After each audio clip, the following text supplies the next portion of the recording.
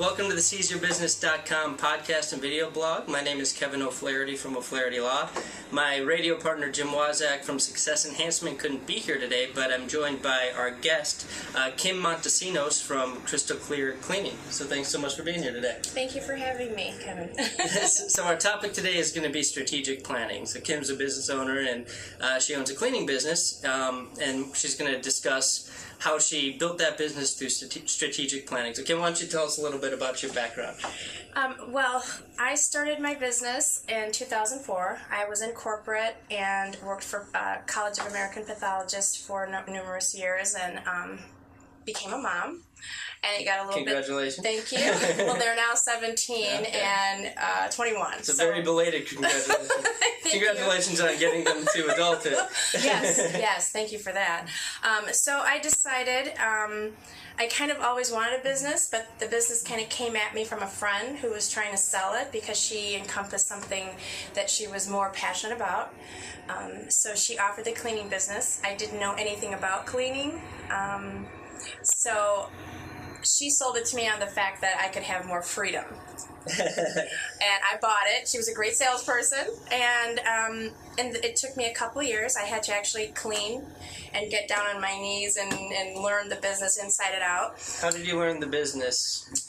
Getting a prepackaged business seems like a scary prospect to me. It was because there was no training with it. So she I paid for some leads, so to speak, and she said, here you go, I'm out of here, I'm going to California and start another business, and all I had to go on was the fact that I had extensive customer service background, and I had a cleaning lady prior to that work for me. But what helped me the most was being in corporate and being in a detailed-oriented situation where I was in charge of 7 regions when I worked for the college. And so I figured, let me bring that detail to my business. So in the beginning, it started out with training the staff to be more detailed-oriented with cleaning, which some people might think, what do you mean by that? And not just a general come in, rush. Let's do the general dusting, the stuff that we normally do ourselves. Let's go above and beyond by doing that detailed work like window seals and vents and light switches and door panels and baseboards and pulling things out and going into corners, the places where dirt can really hide. So how did you go about that culture change? Because that's we talk about change management a lot on this show, and that's a hard thing to do. So I'm sure if they were used to the old ownership and then you came in and changed things up, that must have been a difficult thing.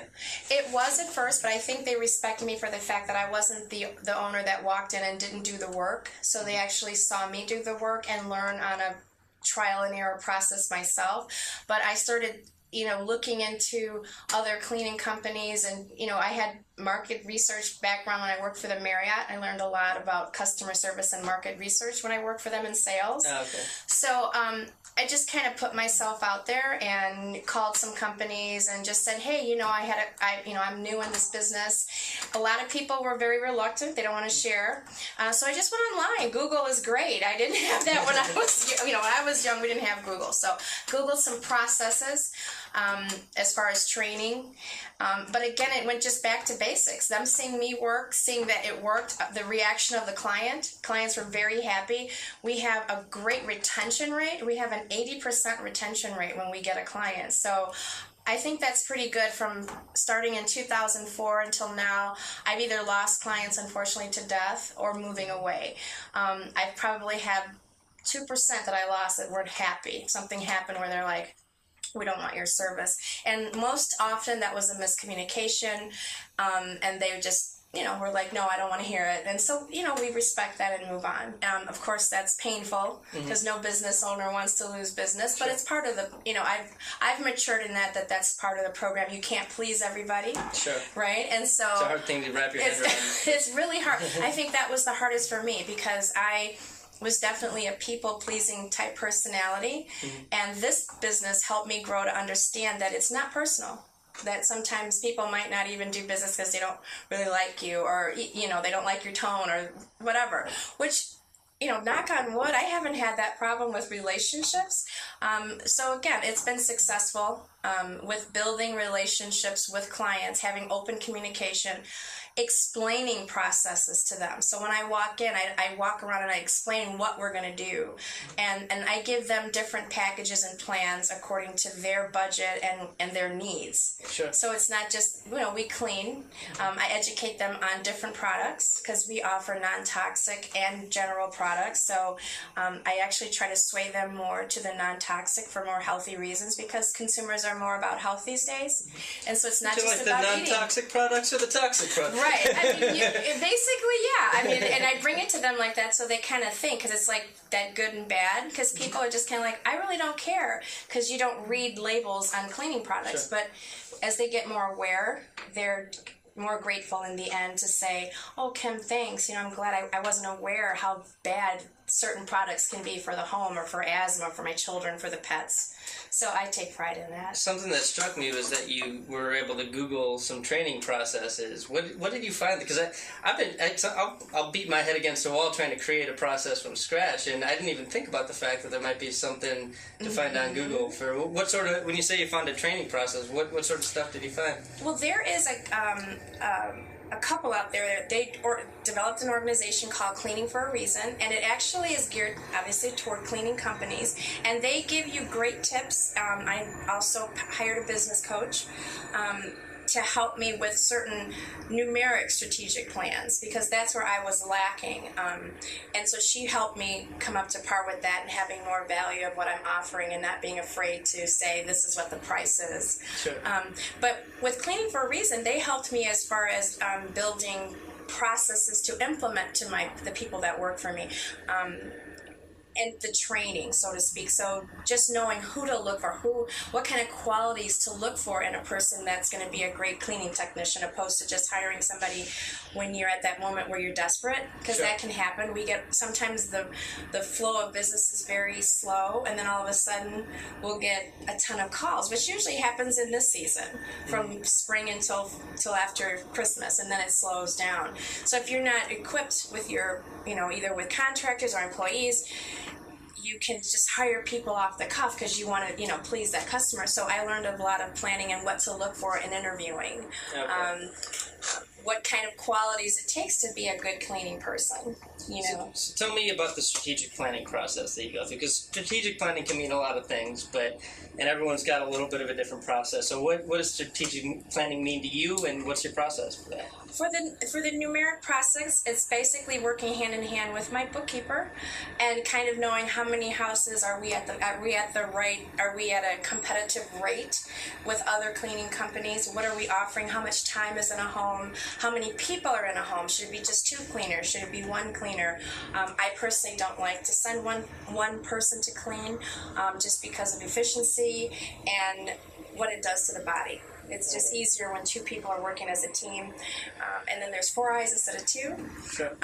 But if it's something that can work, she helps me balance that with a strategic plan for the profit and loss and how that's going to benefit the company. So I work hand in hand more with her in that planning, and then the strategic planning for us is more of how to strategically go into a house and be time efficient and get the job done 110% at the same time, without it being like overly labor intensive for the workers, and to get those excellent results that we smile and that I claim that we want to see you happy. We want to make your home sparkle. That's my motto for the business. So we go in thinking that every time we want to make that client happy, where they're either going to, if it's a one-time deal, they're either going to go on maybe a Naperville Moms, which has been awesome for me actually, or wherever they were referred from, that they can say, hey, they did an awesome job. We were really happy with them. Either they continue the service or they need us seasonally, or however they want to do that. But the strategic planning goes in a couple of different avenues. 1 for the finance, and 2 for how to set up teams to go into a home. Or now we're trying to, kind of have a vision of doing that in the commercial end, because we have a rectory and a small office. Okay. But commercial is also another avenue I'd like to break into, which will definitely have to step up a level of planning, because that entails more square footage and, a different that's a different animal, so to speak, than the residential part of it. So let's pick that apart a little bit. On the financial end of things, you said one of the first things you talked about with your bookkeeper was making sure your price was set at the right price point. How did you go about figuring out what to set your price point at? We did that with a formula because we do provide everything, and I am licensed, bonded, and insured. So we took some percentages of what it's paying out for workman's comp, how much of the supplies are going to that, the time, the paying of the work, of the cleaning technician.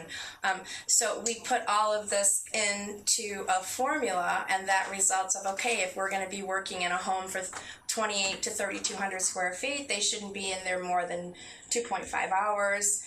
Equaling this amount of money to pay this person for this amount and this other cleaner for this. Cleaner 1 gets paid this, cleaner 2 gets paid that. Were we going to go with percentage? Were we going to go with hourly? So we had to kind of balance those out, and that took a while because the business is a little tricky in that aspect. So you basically did like a cost of goods analysis for a service industry, which is something that I've been meaning to do for years and never have gotten around to.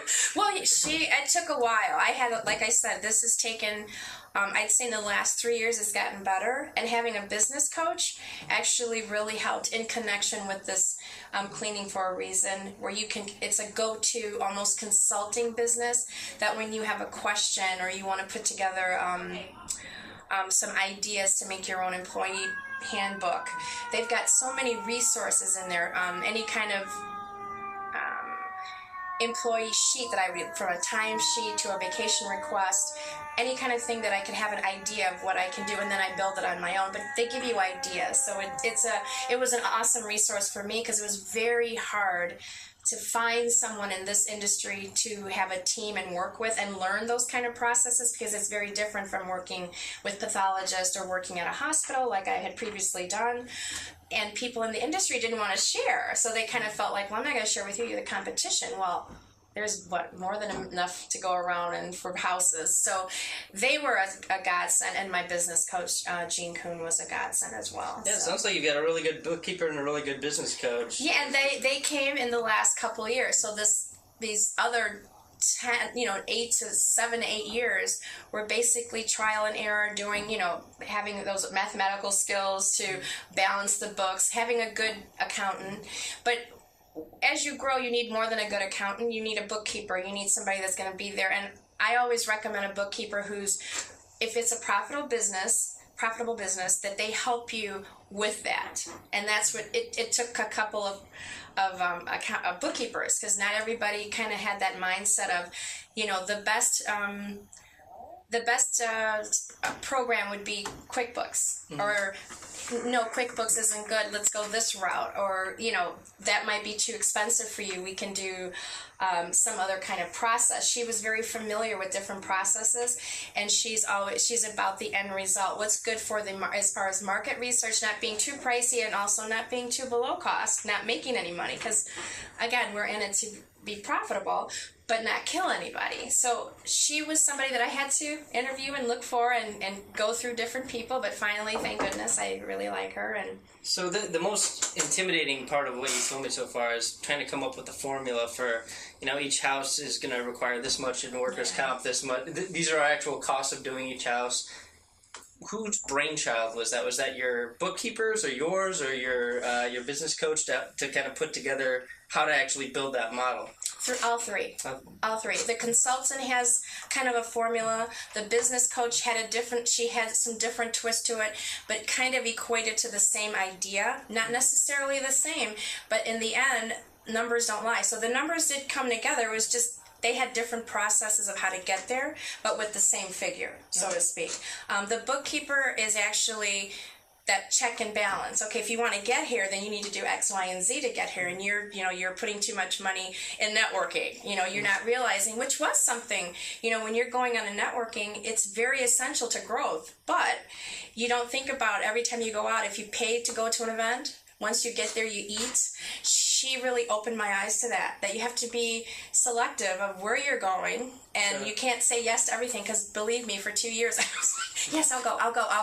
And I wasn't making any money, but a big portion of that was going into networking. So, learning how to maybe do a one-on-one with somebody over Skype which I didn't think about, right? Just to get to know them first. You can Skype, why not? If I live in Franklin Park where I do and I want to Skype somebody in Plainfield and we only have an hour, it's not a bad thing. Don't think it's not personal because I want it to be personal. I want to meet you. Sure. She said it's okay to, Skype them for the first time and just kind of see if there's something in common that we can kind of help each other with. And then after that, plan a coffee date. And so, just little things like that you don't think of to just tweak where your spending's going.